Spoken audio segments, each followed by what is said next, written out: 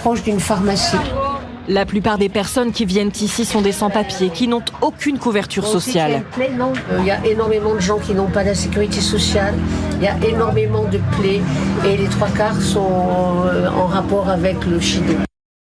Donc, comme vous le constatez, nous sommes loin d'avoir trouvé des solutions pour les habitants de Mayotte. Nous sommes loin d'avoir enfin un mieux-être à Mayotte. La situation est toujours aussi catastrophique, même si les secours arrivent petit à petit. Pour en parler, Nicolas Châteauneuf, vous êtes journaliste à France Télévisions. Merci Nicolas, votre expertise, notamment sur les cyclones et sur ces intempéries de plus en plus fréquentes, nous sera précieuse. Yannick Le Bihan, merci d'être là. Vous êtes directeur des opérations France de Médecins du Monde. Merci de votre présence. Vous allez nous faire un point, effectivement, sur les secours sur le terrain. Anthony Caillot, vous êtes dirigeant de l'entreprise Fonto de Vivo, entreprise de purification de l'eau. Et l'eau, c'est un enjeu pour Mayotte, on le sait maintenant. Et nous retrouvons en Skype avec nous Françoise Vimeux. Vous êtes climatologue. Françoise, vous allez pouvoir nous parler aussi des changements du climat et de ses conséquences. Merci d'être avec nous. Donc, je voudrais qu'on regarde d'abord ces images. Justement, on parlait de l'eau. Je voudrais qu'on regarde ces images de Mayotte. C'est la pluie qui est enfin tombée hier après-midi. Regardez ces enfants, ils sont assoiffés. Et voilà, c'est comme ça qu'aujourd'hui, on essaye de boire à Mayotte parce que l'eau a du mal à arriver.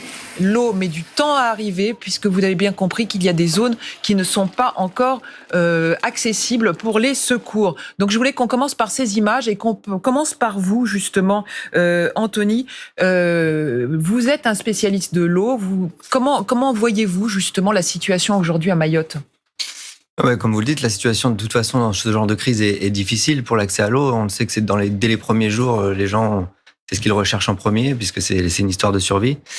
Et que on peut réquisitionner les stocks qui sont déjà présents à côté ou dans les îles alentours, mais que rapidement, en fait, on peut pas subvenir aux besoins de toute une population qui est affectée. Et là, vous venez de le dire, en effet, le fait que la pluie tombe et qu'on rentre dans la saison des pluies, ça crée peut-être une opportunité, une aubaine pour ces populations. Et il faut qu'on puisse leur proposer des solutions de filtration sur place, à domicile, pour éviter justement la propagation des maladies. Parce que maintenant, l'enjeu, c'est ça, c'est les maladies hydriques qui peuvent se rajouter à la crise. Oui, parce que c'est ça, votre spécialité. Racontez-nous un peu ce que fait votre entreprise, parce que c'est une entreprise très particulière et qui propose effectivement une solution lorsqu'on se retrouve dans ces situations-là. Oui, tout à fait. En fait, nous, on a co-conçu déjà il y a 7 ans un produit avec les grandes ONG françaises d'urgence, Médecins sans frontières, la Croix-Rouge, Médecins du Monde aussi, qui a participé à l'élaboration de ce cahier des charges. L'idée, c'est de pouvoir avoir un système qui traite n'importe quelle eau de surface que vous avez à disposition, que ce soit de pluie, de puits, d'un lac ou d'un marigot, mais qui serait potentiellement contaminé par des maladies hydriques. Et par simple pompage manuel, de pouvoir faire 2 à 3 litres d'eau par minute pour pouvoir donner accès à de l'eau potable au quotidien. Et du coup, éviter d'avoir à faire la queue pour aller récupérer des bouteilles d'eau et retrouver de l'autonomie et de la dignité face à la crise, en fait. Parce que dans ces cas-là, on imagine bien que la difficulté, c'est il va y avoir des personnes blessées, des personnes fragiles. Pouvoir accéder chaque jour à une distribution d'eau qui est souvent rationnée, c'est difficile. Donc nous, on part d'un principe qu'il est plus favorable de donner des solutions à domicile et de faire en sorte qu'avec ça, les gens puissent se reconstruire. Yannick Le Bihan, donc je rappelle, vous êtes directeur des opérations de France de Médecins du Monde.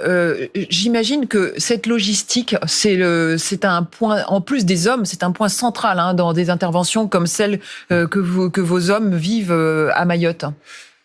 Nous hommes et nos femmes, c'est... Les femmes, bien sûr, je pensais hommes en tant qu'humanité. Oui, mais c'est primordial. On voit bien, en plus, tout a été détruit. Il y a un problème d'organisation. Il y a aussi une sidération de la part des personnes présentes, qu'elles soient professionnelles ou tout simplement des citoyens de Mayotte. Donc, c'est en train de se mettre en place. On reviendra quand même sur l'enjeu de l'eau, parce que déjà, c'était une problématique avant le cyclone. Oui, ça fait 2 ans qu'il y a une crise de l'eau à Mayotte. Le dispositif était déjà fortement abîmé. Donc, l'eau, c'est vraiment primordial. S'il y a une urgence, c'est l'eau. Après la nourriture et après l'abri, c'est dans ce sens-là que ça doit se voir. Ce sont les déterminants de santé majeurs. Donc, il y a une priorité par rapport à ça. Effectivement, l'aide est en train de s'organiser. C'est compliqué. On voit bien, Mayotte est située à plus de 8000 km de la métropole. Il faut plus de 2 heures d'avion depuis la Réunion. Donc, il y a un problème logistique de base. Il y a aussi, et quand on parle de Mayotte, on parle de 2 îles. La petite terre et la grande terre. L'aéroport est sur la petite terre. Il faut ensuite transporter les marchandises et les biens vers la grande terre. Donc, il y a un enjeu logistique qui est majeur, effectivement. Et là, qu'est-ce qui remonte du terrain, justement, dans vos informations, les informations que vous obtenez? Ce qui remonte, c'est... Concrètement. Concrètement, c'est de la problématique. Donc, le réseau téléphonique a été touché. Et comme ici aussi en métropole, tout le monde a son smartphone et son téléphone, et il y a un problème de communication, d'information pour la population dans son ensemble. Donc les gens ne savent pas ce qui se passe. On est presque plus informés ici sur la situation à Mayotte que la plupart des Mahorais sur place. Donc il y a un vrai enjeu d'information pour l'ensemble de la population. Il faut aussi tenir compte qu'une partie de la population ne maîtrise pas le français. Donc il y a aussi cet enjeu d'information qui doit arriver au niveau de toutes les populations. Donc c'est vraiment important. Très bien.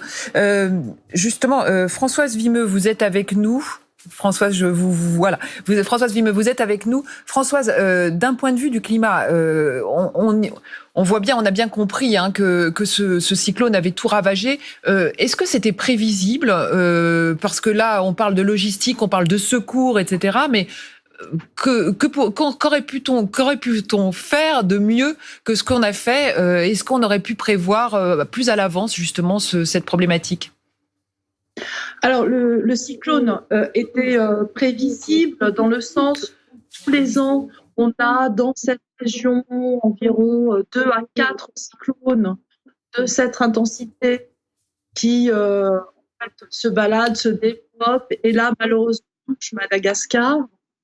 Mayotte.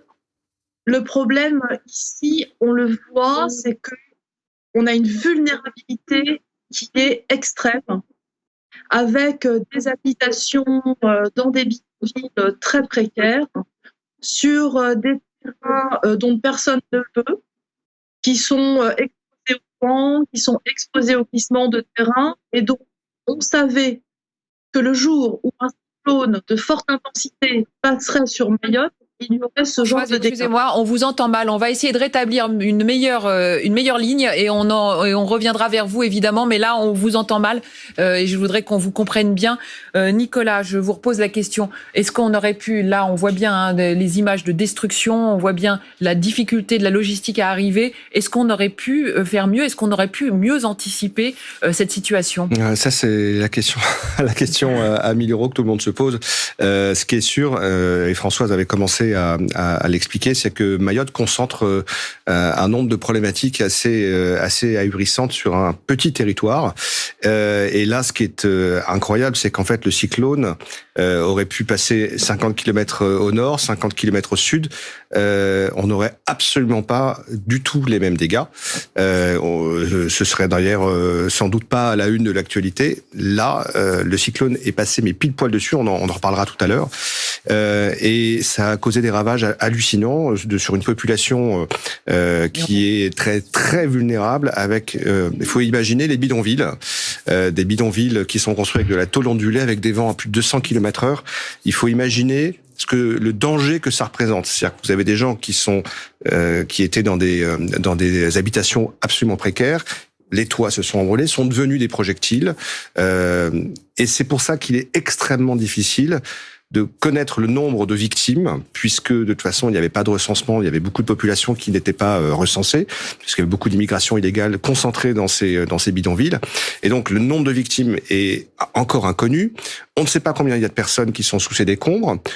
On a un problème d'eau, donc vous imaginez bien tout le monde a en tête les risques d'épidémie, de choléra ou de dysenterie qui peut aussi engendrer de nouvelles victimes, mais vraiment à très très grande échelle.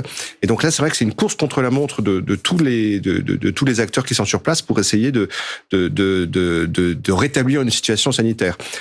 Il est évident qu'on avait absolument tous les ingrédients pour avoir une catastrophe humanitaire. C'est-à-dire un habitat totalement insalubre, des populations qui étaient totalement vulnérables et pas protégées, un habitat qui n'était pas du tout prêt à faire face à des cyclones, des infrastructures également qui étaient déficientes.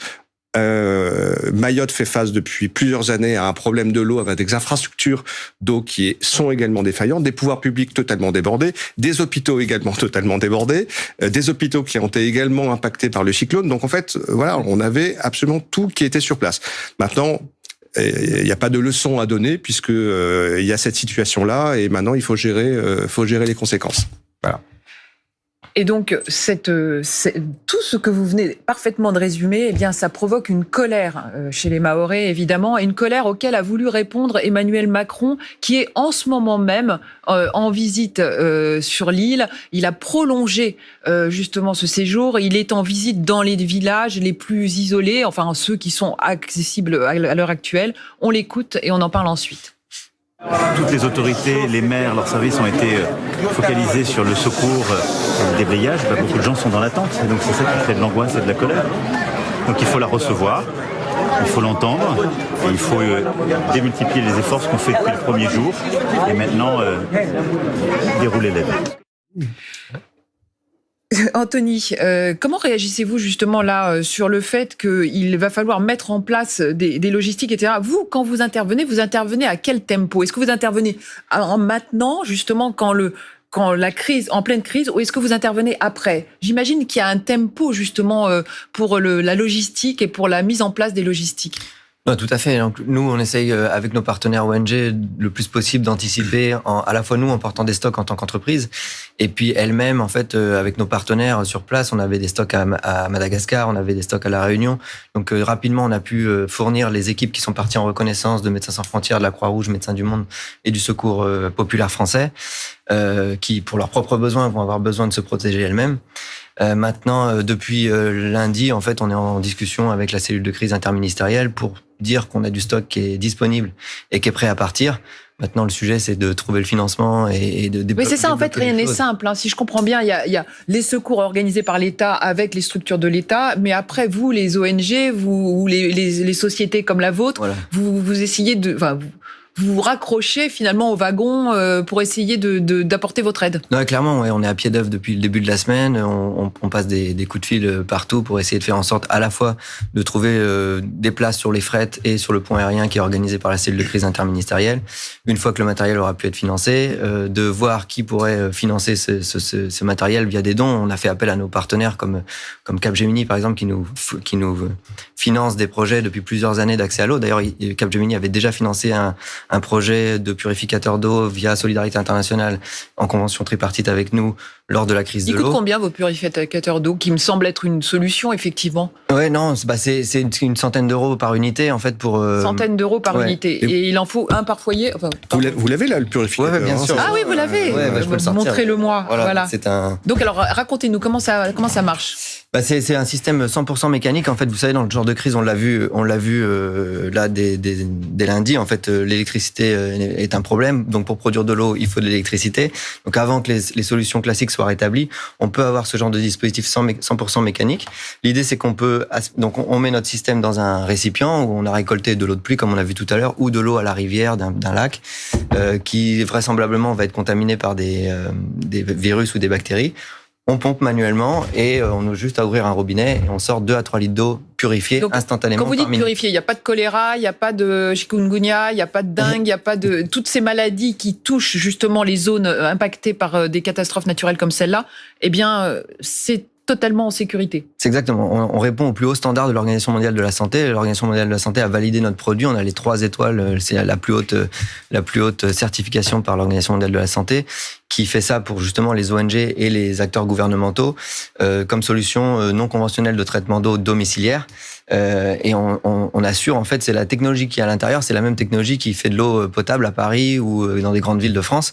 Nous, ce qu'on a fait, c'est miniaturiser ça dans un système compact qu'on peut mettre sur palette et envoyer un peu partout dans le monde du jour au lendemain. On le fabrique en France, donc on assure une qualité du produit qui va durer au moins 20 000 litres, c'est-à-dire que le défi pour nous, c'est que si on le donne à une famille au travers de nos partenaires ONG, c'est de faire en sorte qu'elle puisse avoir accès à de l'eau pendant au moins 1 an, 2 ans, en faisant de l'eau de manière quotidienne. Donc voilà, et là l'intérêt, c'est qu'on a la source d'énergie, c'est les gens eux-mêmes qui vont pouvoir... En tout cas, on sent que vous êtes motivé. Yannick Le Bihan, je veux pas parler de ce produit spécifiquement, mais est-ce que ça vous aide? Bon, on a envie de se dire, mais pourquoi depuis 2 ans il n'y a pas ça partout à Mayotte, en fait? Non, mais vous qui avez qui êtes des ONG sur place, etc. Il y a des dispositifs qui existent, mais c'est vrai qu'on attend. Enfin, je vous dis pas Mayotte, cette marque, c'est quand même un département français, on le rappelle, et donc l'État est responsable aussi de l'acheminement de l'eau à l'ensemble des populations. Donc clairement, oui, mais ça nous aide, et notamment c'est des produits d'urgence, et dans ces cas-là, on voit bien l'intérêt de ce type de produit. Néanmoins, les populations mahoraises ont aussi droit à l'accès à l'eau comme tout à chacun en France. Donc voilà, donc c'est vrai que là l'enjeu maintenant